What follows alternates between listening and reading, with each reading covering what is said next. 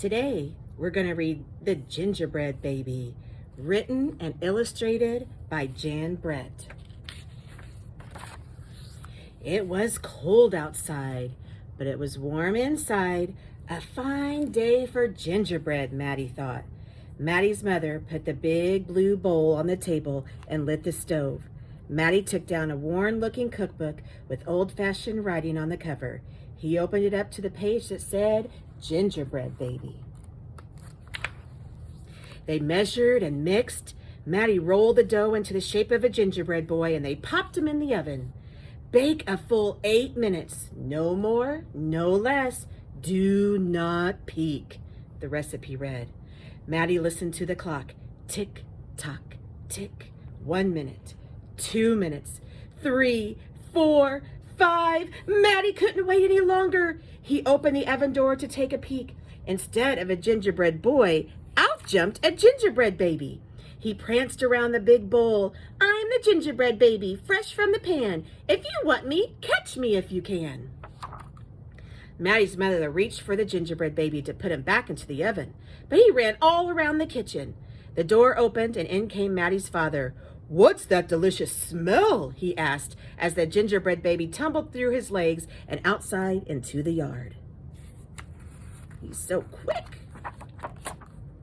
He ran by the tabby cat. She twitched her tail and sprang at him. They rumbled and tumbled, but that gingerbread baby came out on top. He ran toward the garden wall. The dog caught a whiff of tasty ginger and sniffed along behind him.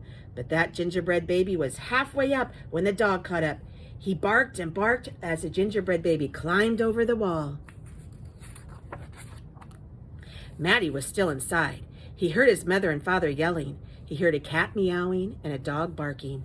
And he heard the gingerbread baby shouting, Catch me if you can! Maddie opened up the worn-looking cookbook for a second time.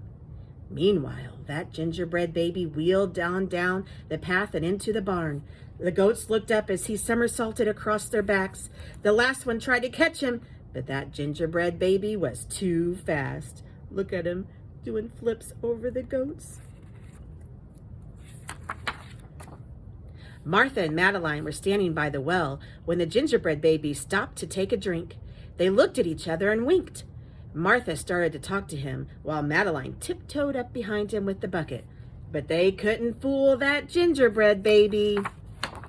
He took a braid from Martha and a braid from Madeline, and he tied them in a knot and ran down the road. Back at the house, Maddie stirred, mixed, and rolled the dough. He shaped it, put it in a pan, and into the oven. Tick, tock, tick. 8 long minutes. This time, Maddie didn't peek.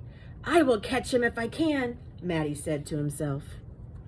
Can you tell by looking?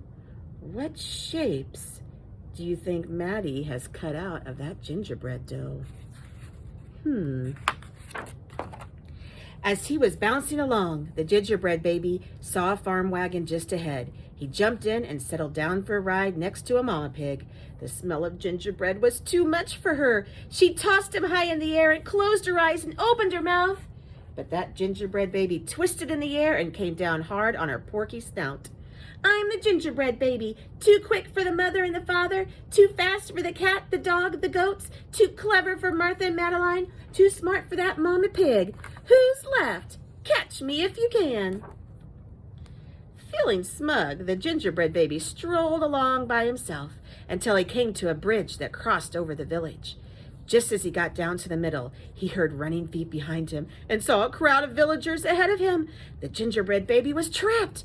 He jumped up onto the railing, backflipped through the air, and landed on a chunk of ice floating down the river.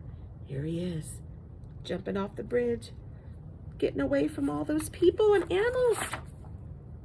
The ice bobbed along with the gingerbread baby dancing on top and singing in a loud voice, Look at me and look what do you see, the best gingerbread baby ever, until his feet got so cold and he jumped ashore. Who was that watching from the trees? It was a fox. He crept up behind that gingerbread baby ready to eat him up, but the fox couldn't help himself and he licked his chops. The gingerbread baby heard him and ran as fast as he could. Just when the fox was catching up, the gingerbread baby saw the milk and cheese man with his can of milk. The perfect hiding place, he thought. He lifted the lid and lowered himself inside. He was so pleased that he sang at the top of his gingerbread voice, "Ha ha, hee hee, you'll never find me. I'm the gingerbread baby. Catch me if you can." The milk and cheese man heard that gingerbread baby's voice. "Who's meddling with my milk?" he shouted and lifted the lid. But that gingerbread baby was ready. He jumped up and tweaked him on his nose. Look, tweaked his nose. Look at Maddie. Do you see what he's making? Look at that. Now, the milk and cheese man, the fox, the villagers, the mama pig, Martha and Madeline, and the bleating goats, the barking dog, the meowing cat, the father and the mother were all after the gingerbread baby, and they were getting closer, and he knew it. The brash baby was not as peppy and proud as he had been. He sniffed a familiar smell and followed his nose into the woods. He couldn't believe what he saw. There in the middle of a clearing was a gingerbread house, frosted with sugar, covered with candy, and doors with peppermint handles wide open. The gingerbread baby clapped his hands with glee, and he ran inside. Look at that little house. Do you see who's peeking over here behind the tree? There's Maddie. And a tick-tock-tick, everyone arrived in the clearing. But all they found were a few bits of frosting, a peppermint candy, and some crumbs. The father exclaimed, "The gingerbread baby has finally met his match." "I wonder who it was," the mother said. "Let's go home and tell Maddie." You guys know who it was that got that gingerbread baby? Let's see. "Hello, Maddie," his father said when they got home. "We never did catch that gingerbread baby. All we found were some crumbs in the snow." "Oh, I see you've been busy," his mother said, looking at the gingerbread house Maddie was holding. "Too bad we never caught that gingerbread baby." "Yeah, too bad," said Maddie. Only Maddie could hear the tiny voice from inside the gingerbread house. You ready? Do you see? Who's in there? "I'm the gingerbread baby, lucky as can be, to be living in the house that Maddie made for me." There he is. Maddie caught him in his very own gingerbread house. What a lucky gingerbread baby.